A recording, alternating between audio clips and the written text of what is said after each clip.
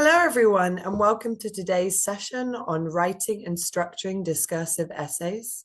I'm Kezi Moynihan, and I will be talking you through some of the features of academic writing in English and writing discursive essays.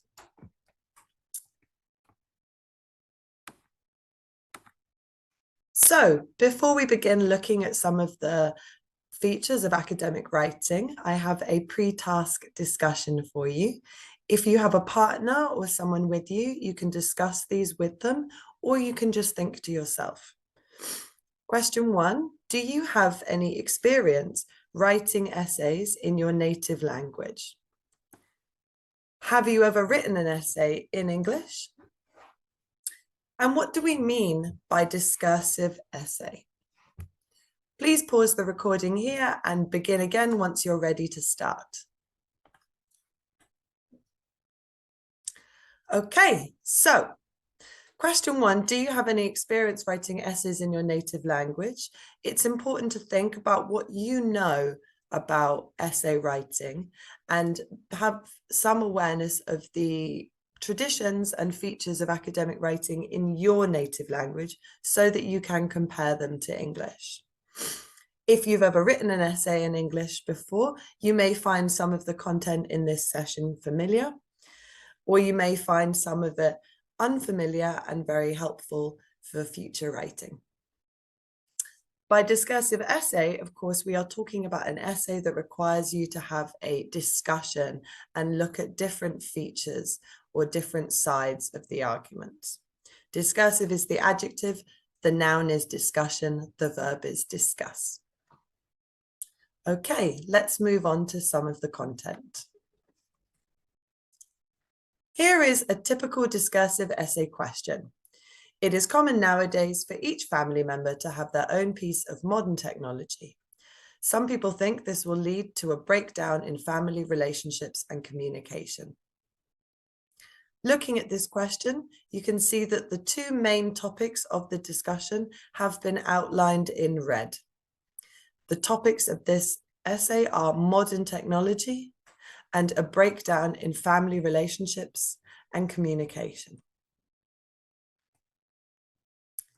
In order to write an answer to this question, it is typical to have a 4-paragraph structure.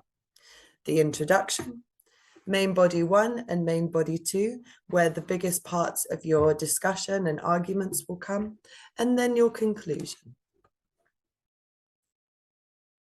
Let's have a look at an example introduction.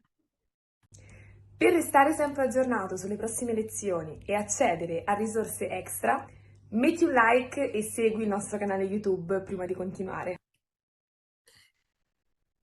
I will give you a few minutes, so please pause the recording and begin reading when you are ready. And then unpause and we will examine the introduction.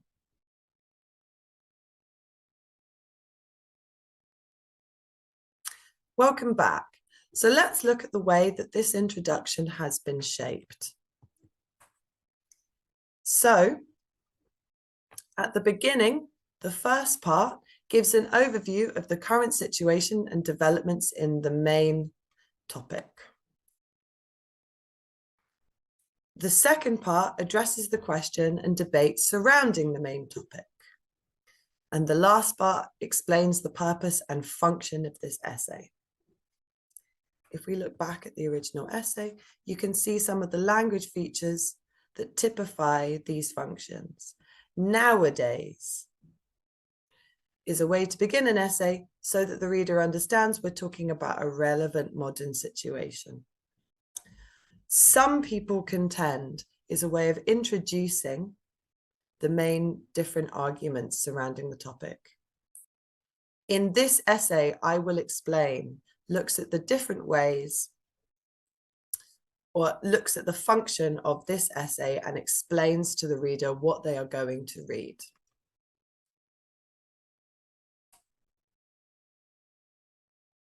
Okay, let's have a look at a typical main paragraph 1.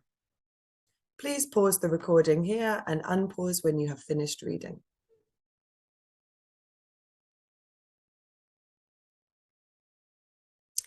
Welcome back. So there are 3 sections to this main body. Can you guess what they are? Discuss with a partner. Okay, let's look at the different ways that this paragraph is made up. Per restare sempre aggiornato sulle prossime lezioni e accedere a risorse extra, metti un like e segui il nostro canale YouTube prima di continuare.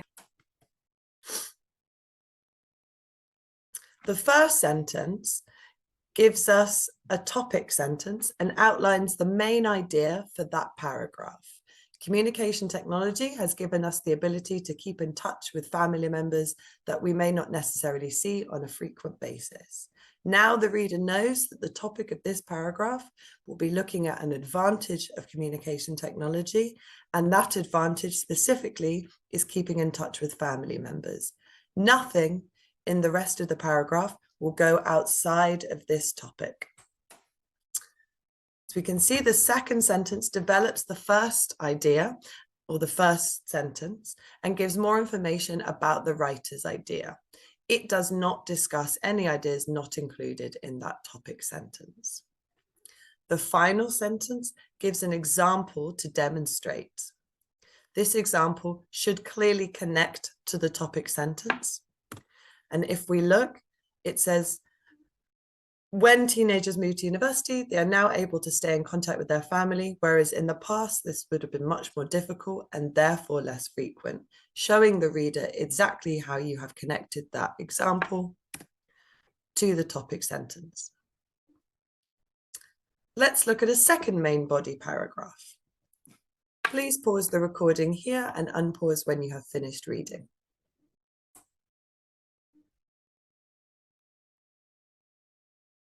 Welcome back. Let's look at the way that this paragraph is shaped, as it is slightly different to the previous main body paragraph. The first sentence discusses an argument given by other people. The writer has used the structure, some people argue that, to demonstrate that other people may think this, but that they do not necessarily. The second part directly argues against this idea and gives more detail on why the writer disagrees. They have shown this contradiction by beginning the paragraph, the sentence, with, however, I disagree with this idea because, marking a clear contrast between their opinion and the opinion of some people. The final part makes a comparison to show why the writer does not agree with the argument in the first place. The structure, perhaps in the past, demonstrates that they are analysing a possible reason for this contradiction. Now we're going to look at a conclusion. Per restare sempre aggiornato sulle prossime lezioni e accedere a risorse extra, metti un like e segui il nostro canale YouTube prima di continuare. Please pause the recording here and start when you've finished reading.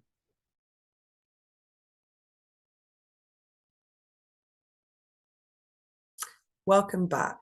Finally, let's analyze the structure of this conclusion. The first part directly answers the original question. So it's very important that the first part of your conclusion tells the reader exactly what your answer to the question was. In English, we do not like to be guessing. We like as much information that we feel is important as quickly as possible. The second part summarizes the main points in the essay. There is no new information in this section. Everything is just a summary of what the writer has already said, however, with slightly different language to give it more variety and less repetition. The final part restates the writer's opinion, making it clear what their position is. It is very important that the reader is very, very clear what the writer thinks in a discursive essay, and so it is important that you restate that in your conclusion. Okay, now we are ready to look at a final question, and for practice, you can go away and try and write an answer that follows a similar structure to the one we've analysed here.